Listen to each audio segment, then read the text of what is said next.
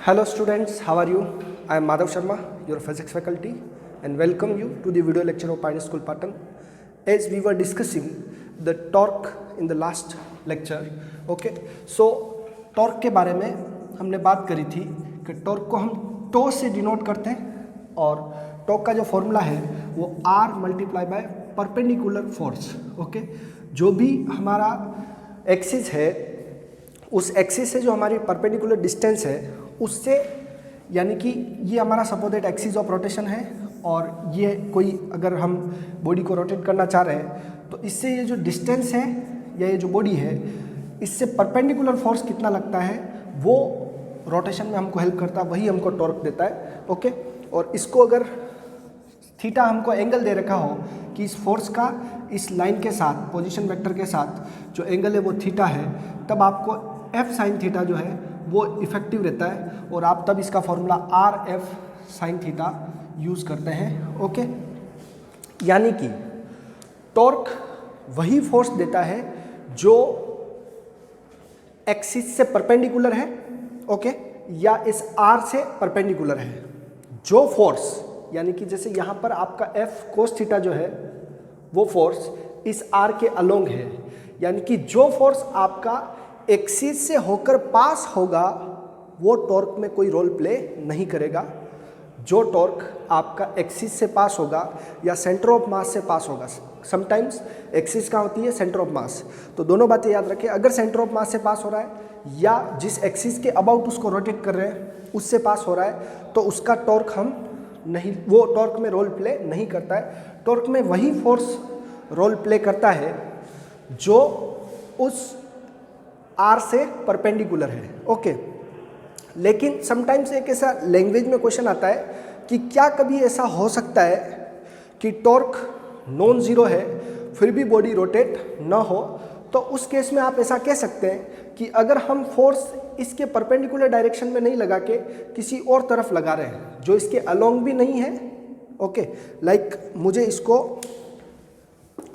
इसको इसके about rotate करना इस तरीके से, ओके, समझ में आ रहा आप लोगों को। यानी कि जब मैं इसको इस तरफ से खींचूंगा, ये जो फोर्स है परपेंडिकुलर इस तरफ या उस तरफ, वो इसको इस एक्सिस के अबाउट रोटेट करेगा, ओके।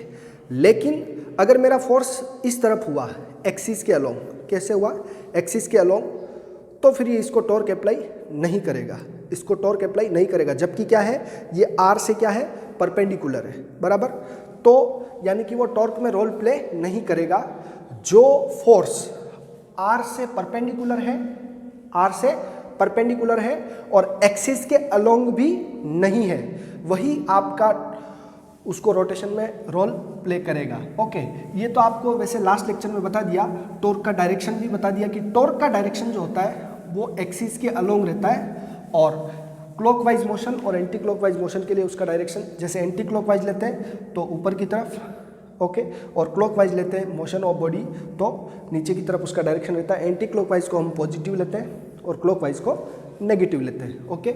इस तरह की बात हमारी हो गई थी। एक क्वेश्चन ले रहा हूँ मैं इसमें एडिशनल, जिसमें आपको ऐसा बताया गया है कि a small ball of mass 1 kg is attached to one end of a 1 meter long massless string and the other end of string is hang from a point. When the resulting pendulum is 30 degree from the vertical, what is the magnitude of torque about the point of suspension? Okay? Question को मैं picturise करता हूँ कि ये हमारे पास point of support है, इस पर कोई आपका पेंडुलम हैंग्ड है जो यहाँ पर अभी ले गए हम लोग, ओके। ये आपका इसका मास कितना है, 1 kg, ओके। तो इसकी जो स्ट्रिंग है उसकी लेंथ हमको कितनी दी है, 1 मीटर, ओके। तो इसमें टेंशन भी इस तरीके से रहेगा। अब इसका वेट किस तरफ लग रहा है, नीचे की तरफ, और इसका यहाँ पर एंगल कितना है, 30 डिग्री, ओके। सो इसको अगर मैं आगे एक्सटेंड करूँ इस आर को, ये हमारा किसका मैग्नीट्यूड हो गया, आर का, ओके। सो ये थीटा हो गया हमारे पास। हमने क्या पढ़ा है कि फोर्स मल्टीप्लाई बाय, मतलब perpendicular force multiply by distance, तो यहाँ पर इसके परपेंडिकुलर फोर्स कौन सा है, ये वाला, ओके। तो mg का उधर तो हो गया mg कोस थीटा जो r के अलोंग है, वो उसका रोटेशन में कोई रोल नहीं रहेगा, mg sine theta, will be applied for the rotation. Okay, so here torque tau is equals to r into perpendicular force. Okay, so torque tau is equals to r की value कितनी 1 metre multiply by ये कितना आपका mg sin theta. Okay, r multiply by mg sin theta. Sometimes कुछ लोग इसको force multiply by perpendicular distance भी लिखते हैं, उससे भी आपका आंसर सेम ही आएगा. यहाँ पर आपको परपेंडिकुलर डिस्टेंस यानी कि ये ले लेने की ये वो भी सेम रहेगा. Torque is equal to R की वैल्यू 1, एम की वैल्यू 1 kg. ओके, और जी की वैल्यू 10 ले लेते हैं sin 30. Okay guys, so it will give us 1 into 1 1, 10 into 1/2 that is 5 newton metre. Okay, और ये टॉर्क कैसा है तो इसको कैसे रोटेट करा है क्लॉकवाइज. कैसे रोटेट करा है clockwise, so it will be negative. इसका साइन कैसे लेंगे नेगेटिव, यानी कि ये इसको रोटेट कैसे करा है क्लॉकवाइज, तो इसका डायरेक्शन इनवर्ड रहेगा. Okay guys, so this is the question जिसमें आपको पेंडुलम के लिए उसका एंगल देखे टॉर्क पूछा है. ओके गाइस, नाउ कुछ क्रॉस प्रोडक्ट वाले क्वेश्चन आपको ऑलरेडी मैंने दे दिए थे. The body in figure is shown is pivoted at O and two forces are acting on it, then find the expression of torque. एक question है जिसमें आपको दो अलग अलग फोर्सेस अलग अलग डिस्टेंस पे लगे हुए हैं और उसके लिए आपको टॉर्क फाइंड करने के लिए पूछा है. पहले टॉर्क का एक्सप्रेशन फाइंड करना है और फिर टॉर्क की वैल्यू फाइंड करनी है. Okay,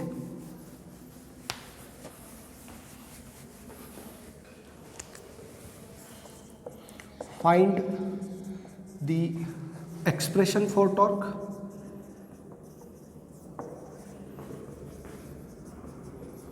about O in given figure. Okay, एक फिगर दे रखा है, ऐसा कोई भी फिगर है जिसमें ये O है.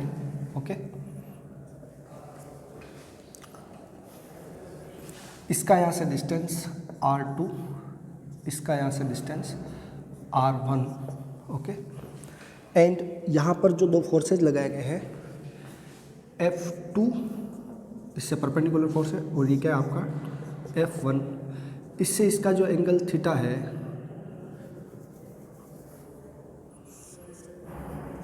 F1, ये थीटा दे रखा आपका और ये थीटा दे रखा है थीटा 2, थीटा 1. ओके, ये O पॉइंट है, समझ गए आप लोग. Find the expression for torque about point O. ठीक है, about O in given figure. Okay, so आपको कुछ वैल्यूज भी दे रखी है कि R1 1.3 है, R1 1.3 मीटर, R2 आपका 2.15 metre, theta 1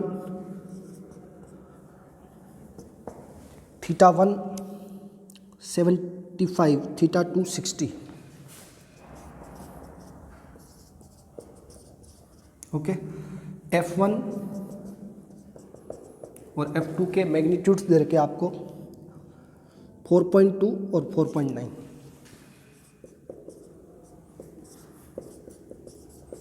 okay guys, this is the question. आप स्क्रीनशॉट ले सकते हैं, इसका खुद से ट्राई करें.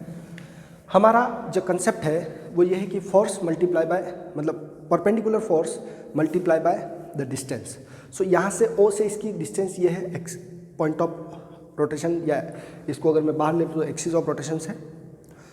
तो इस फोर्स का अगर इसके साथ एंगल कितना बन रहा है थीटा 2, तो इसका जो भी साइन कंपोनेंट यहाँ आएगा वो F2 साइन थीटा 2, और इसका भी इससे परपेंडिकुलर जो भी आएगा कंपोनेंट वो F1 साइन थीटा 1.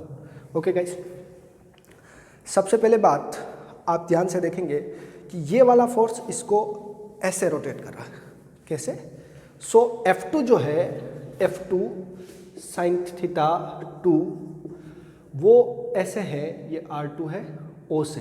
ओके, सो ये उसको ऐसे, ठीक है बराबर. तो ये किस तरह का मोशन हुआ? क्लॉकवाइज. कैसा हुआ? क्लॉकवाइज. तो इसका टॉर्क जो टॉर्क 2 होगा वो कैसा होगा? नेगेटिव. ओके, और दूसरा जो आप टॉर्क जिसकी बात कर रहे हैं R1 की, तो उसकी इससे डिस्टेंस कितनी है R1, और ये इसका फोर्स जो इफेक्टिव रहेगा वो क्या रहेगा F1 sin θ1। ये इसको ऐसे रोटेट करेगा, यानी कि एंटी क्लॉकवाइज। कैसे रोटेट करेगा, जो आपका कैसा रहेगा पॉजिटिव, जिसको अपन τ1 कह सकते हैं। ओके गाइस, थोड़ा सा आप इसको ब्रीफली एक बार ध्यान से देखें कि ये पिक्चर था, उसमें मैंने इसको और यहाँ पे हाईलाइट कर दिया। तो since torque due to force 1, ठीक है, F1 का जो फोर्स है वो τ1 इज इक्वल टू क्या है F1 R1 into F1 sine theta, R1 into F1 sine theta 1। Okay guys, ये कैसा लेंगे हम लोग पॉजिटिव, क्योंकि ये कैसा है एंटी क्लॉकवाइज। कैसा है, ओके गाइस, आई होप ये आपको समझ में आया होगा। ये एंटी क्लॉकवाइज है, ये वाला फोर्स इसको एंटी क्लॉकवाइज रोटेट कर रहा है, तो इसका टॉर्क बाहर पॉजिटिव। ये इसको क्लॉकवाइज रोटेट कर रहा है, तो इसका टॉर्क कैसा है अंदर की तरफ। तो torque due to force F2 कितना हो गया, τ2 is equal to minus R2 F2 sine theta 2। ये क्यों, क्योंकि ये कैसा है क्लॉकवाइज है। दोनों का expression for torque, net torque चाहिए हमको, τ इज इक्वल टू τ1 प्लस τ2 करते हैं हम लोग, तो ये वैल्यू डाल दी मैंने इसकी, R1 F1 sine theta 1 minus R2 F2 sine theta 2। Okay guys, हमने दोनों को लिखा है कि दोनों का प्लस करना है, या आप ये समझो कि वेक्टर सम करना है, ऐसा भी कह सकते हैं आप लोग, बट दोनों क्या एक दूसरे के अपोजिट है। तो τ1 प्लस τ2, इससे टो आ गया, ये टॉर्क का आपका एक्सप्रेशन आ गया। Okay guys, now we have to put this values, simply ये वैल्यूज इसमें रखनी है और टॉर्क का आपको आंसर मिल जाएगा। मैं वैल्यूज रख देता हूँ। Torque tau is equal to R1 means 1.3 multiply by F1 4.2 multiply by sine 75 minus F2, ये क्या है आपका R2 2.15 multiply by 4.9 multiply by sine 60। Okay guys, इन दोनों वैल्यूज़ को आप सोल्व करेंगे, सिंपली इनकी वैल्यू पुट करके मैंने सोल्व करी है। So you will have the answer minus 3.85 newton metre, minus 3.85 newton metre. जैसे ही वैल्यू पुट करेंगे न्यूमेरिकली आपको कैलकुलेटर से आंसर सोल्व करके निकाल देंगे, यानी कि ये जो टॉर्क है उसकी वैल्यू ज़्यादा है। So the body will rotate clockwise. कैसे रोटेट करेगी, क्लॉकवाइज रोटेट करेगी। समझ में आ गई बात? आई होप ये क्वेश्चन आपको समझ में आया होगा। आप इसको एक बार फिर से रिवाइंड करके देख सकते हैं और इसका स्क्रीनशॉट ले लेवे।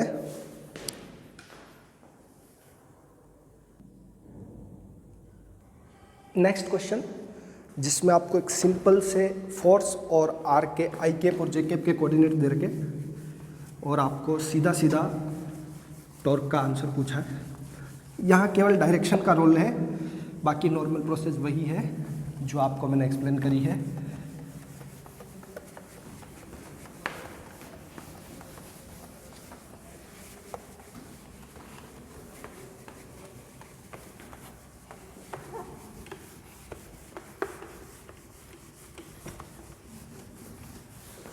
If force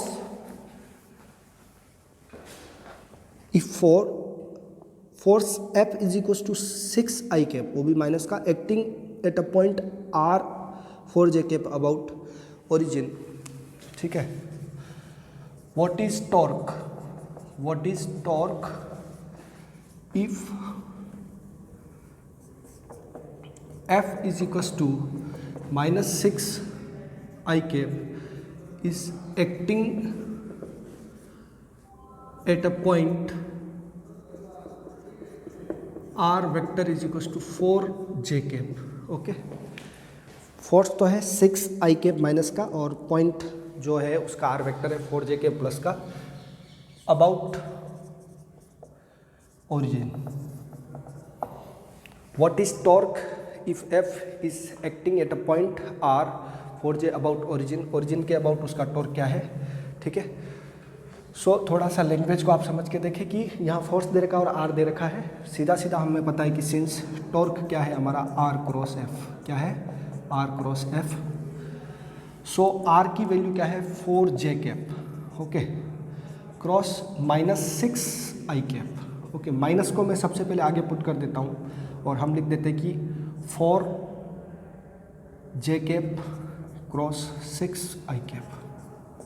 हमने क्रॉस प्रोडक्ट में पढ़ा है कि आई क्रॉस जे के होता है आई जे और के, ओके। आई को जे से जब क्रॉस करते तो के आता है, जे को जब के से क्रॉस करते तो आई आता है, के को आई से क्रॉस करते तो जे आता है। लेकिन इसका उल्टा करते हैं, अगर ये सब पॉजिटिव रहते हैं, अगर मैं जे को आई से करता हूँ तो माइनस के आएगा, क्या आएगा माइनस के।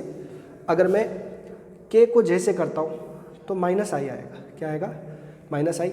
और अगर मैं आई को के से करता हूँ तो मेरे पास माइनस का जे आएगा। समझ गए आप लोग, यानी कि उल्टा ऑर्डर फॉलो करेंगे तो नेगेटिव आंसर आएंगे दूसरी एक्सिस के।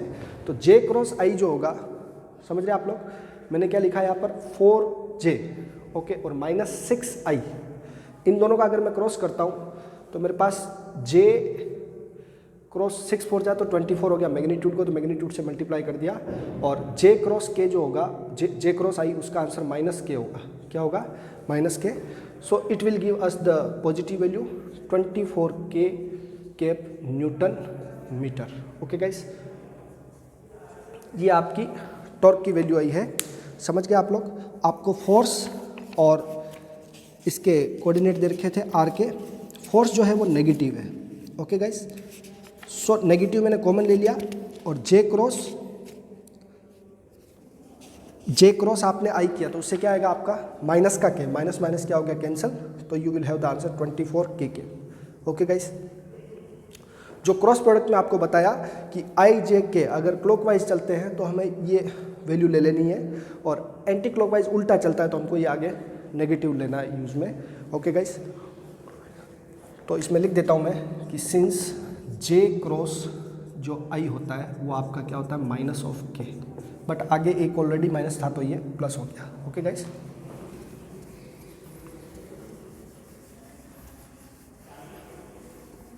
नेक्स्ट एक और क्वेश्चन इसमें ले रहा हूँ मैं कि moment of force of magnitude 20 Newton acting along positive x direction. Question यहाँ लिख देता हूँ कि what is moment of force, what is moment of force of magnitude 20 Newton acting along positive x-axis, okay।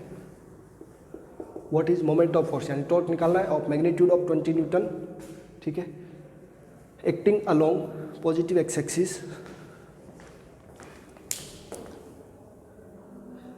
8.3,0,0 8.3,0,0 about the point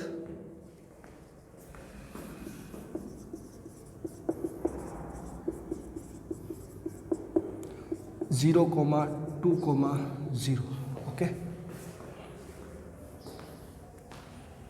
Okay guys, what is moment of force of magnitude 20 Newton acting along positive x-axis। तो आपका जो force दिया है F is equal to 20 I cap हो गया, वो भी plus का, ओके गाइस, न्यूटन। ये बात आपको समझ में आ गई। नाउ 2 पॉइंट हमको दे रखे हैं, थोड़ा सा इस लैंग्वेज को आप 2 बार पढ़े कोई दिक्कत नहीं है, लेकिन अलोंग पॉजिटिव एक्स-एक्सिस 8 पॉइंट, इस पॉइंट पे तो फोर्स अप्लाई हो रहा है और रोटेट किसके अबाउट करना है 0 to 0 के, यानी कि ओरिजिन के अबाउट रोटेट नहीं करना है, ओके गाइस। तो हम ये जानते हैं कि जैसे हमें ये आपका पॉइंट ऑफ एप्लीकेशन है और इसके अबाउट रोटेट करना है, ओके। तो ये कह सकते हैं कि ये आपका 0,2,0 है, इस पे आपका अबाउट रोटेट करना है इसको, और इस पे आपका फोर्स अप्लाई हो रहा है 3,0,0, इस पे फोर्स अप्लाई हो रहा है 20 न्यूटन का, वो भी आई कैप के साथ, ओके।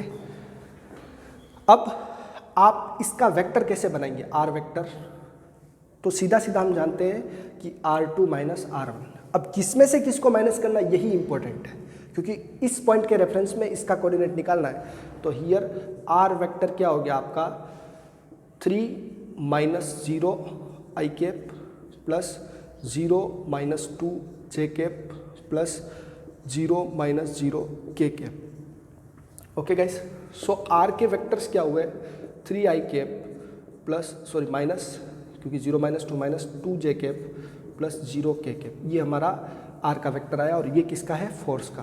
ओके गाइस, नाउ हमारा प्रोसेस क्या होता है कि सिंस टॉर्क जो है वो r cross f, okay, r cross f, so r का मैग्नेट ये जो वेक्टर है वो 3 i cap minus 2 j cap plus 0 k cap है, और ये क्या है हमारा क्रॉस करना है 20 आई कैप से।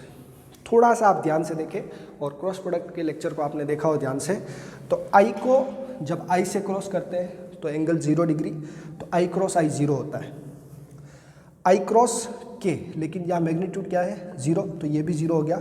हमारे पास जो है वो प्रोसेस बची केवल आई क्रॉस जे की, तो हमें इसको इससे क्रॉस करना है, ये ध्यान रखें आप। तो माइनस, देखिए ये वाली वैल्यू 0, इसका इससे 0, क्यों, क्योंकि आई क्रॉस आई 0 होता है। तो अब आपका आंसर क्या बचा, minus two J cross 20 I.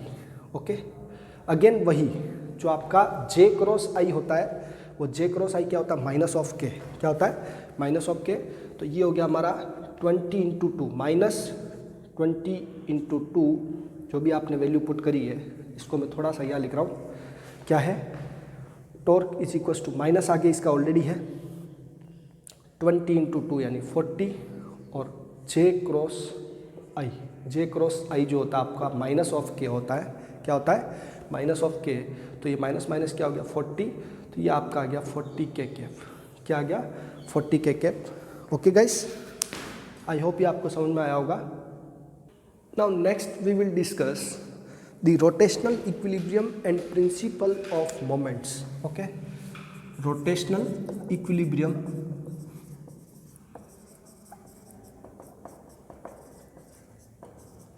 and principle of moments। okay,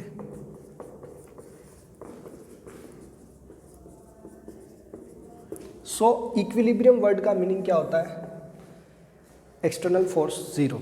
okay, जब किसी बॉडी पर जो भी फोर्स अप्लाई हो रहे हैं उनका अगर वेक्टर सम क्या है 0 है, तो उसको अपन इक्विलिब्रियम में कहते हैं। और क्योंकि ये हमने रोटेशनल के रेस्पेक्ट में कंसीडर करी है, तो rotational equilibrium means the vector sum of all the torques on a body is 0। Okay, और क्योंकि यहाँ पर हम जानते हैं कि जो टॉर्क है या तो वो एंटी क्लॉकवाइज मोशन करेगा या क्लॉकवाइज, तो हम ऐसा भी कह सकते हैं कि क्लॉकवाइज मोमेंट्स का जो क्लॉकवाइज जो टॉर्क है उनका सम एंटी क्लॉकवाइज टॉर्क के सम के इक्वल है। ओके गाइस, सो और यही आपका क्या कहलाता है, प्रिंसिपल ऑफ मोमेंट्स कहलाता है। तो पहले मैं बात करता हूँ what is principal of moments.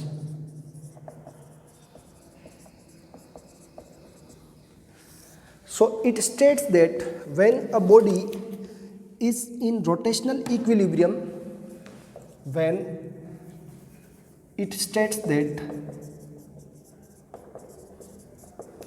when a body is in rotational equilibrium, NCERT में इसके 2 क्वेश्चन हैं, 2-3 क्वेश्चन हैं, और उससे आप इसको अच्छे से समझ पाएंगे। It states that when a body is in rotational equilibrium, then sum of anti-clockwise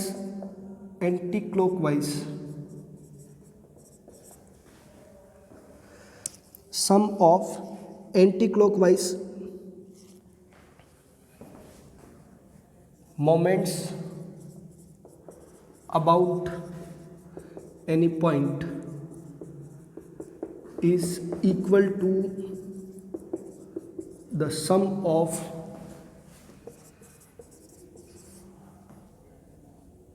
clockwise moments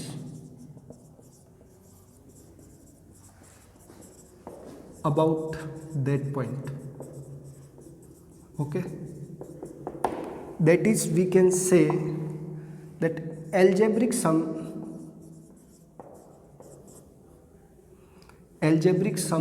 of all torques is 0. Okay, algebraic means clockwise को आपको नेगेटिव लेना है और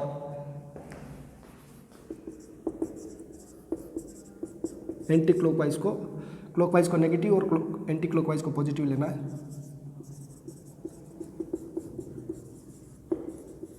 ओके गाइस, तो rotational algebraic sum of all torques in is 0 in rotational equilibrium या all moment of force about a point. Okay, moment of force यानी torque होता है. ओके, सो इफ आई से कि ये कोई एक बॉडी है या कोई एक रोड रखी हुई है जिसको ये एक सपोर्ट मिला हुआ है. ओके, किसी पॉइंट ओ पर, हो सकता है ये इसका मिड पॉइंट हो सकता है नहीं हो, सेंटर ऑफ मास हो या नहीं भी हो. अगर मैं यहाँ पर कोई वेट हैंग करता हूँ, ओके, इसको मैं कह सकता हूँ F1 और इधर भी मैं कोई वेट हैंग करता हूँ F2. ओके गाइस, जिसकी यहाँ से डिस्टेंस कितनी है D1. ओके, और यहाँ से भी डिस्टेंस कितनी है D2.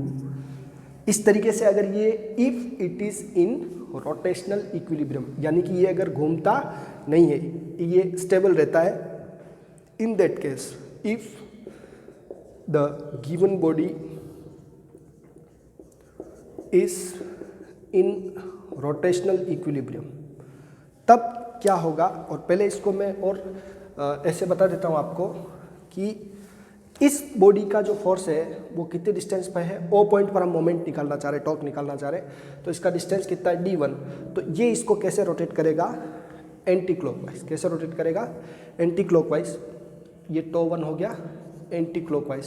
ओके, और ये इसको कैसे रोटेट करेगा, क्लॉकवाइज. सो ये टो 2 जो हो गया वो आपका कैसा हो गया, क्लॉकवाइज. मीन्स ये तो आपको पॉजिटिव लेना है और ये कैसा लेना है, negative. Okay, so we can say कि टॉर्क या मोमेंट ऑफ फोर्स, दोनों वर्ड सेम है. Moment of force F1 is tau 1 is equals to D1 cross F1. Okay, और मोमेंट ऑफ फोर्स 2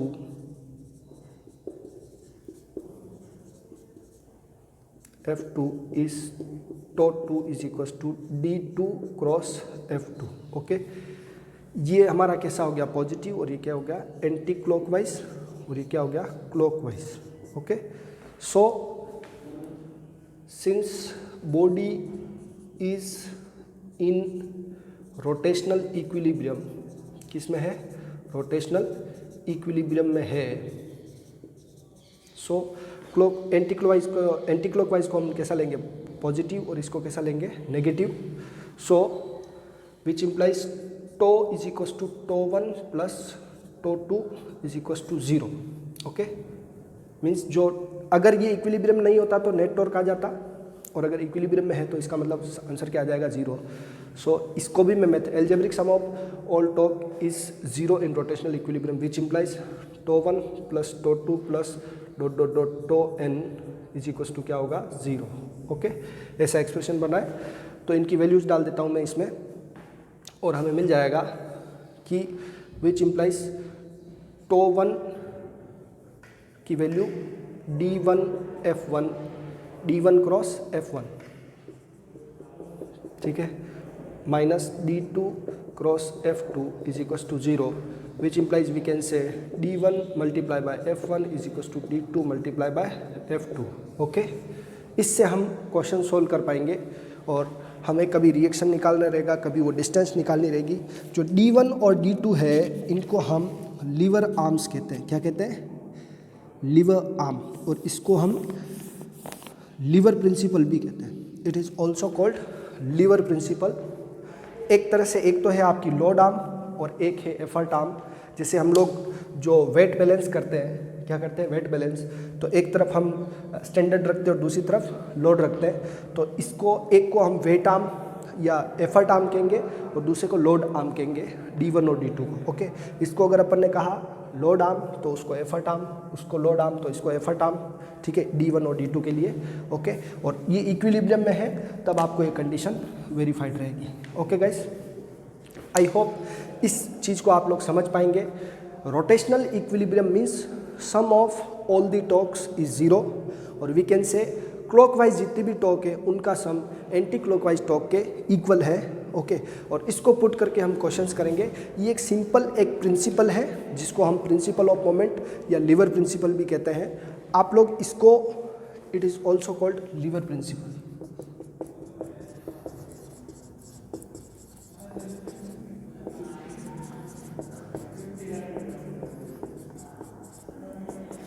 आप लोग इसको नेक्स्ट लेक्चर में इसको न्यूमेरिकल के साथ और समझेंगे। Bye bye, enjoy yourself.